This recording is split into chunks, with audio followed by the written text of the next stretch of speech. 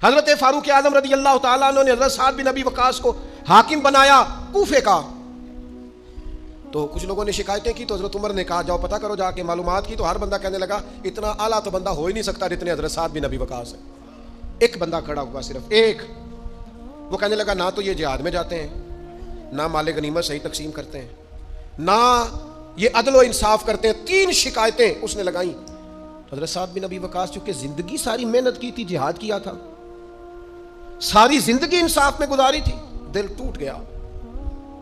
اللہ کی بارگاہ میں عرض کرنے لگے مالک اگر یہ ریاکاری کے لیے کہہ رہا ہے نا, یہ باتیں جھوٹ بول رہا ہے, تو پھر اس نے 3 الزام لگائے ہیں تو میں 3 دعائیں کرتا ہوں اس بندے کی عمر لمبی کر دے, اس کا فاقہ بڑھا دے, اور اسے فتنوں میں مبتلا کرنا میرے مالک.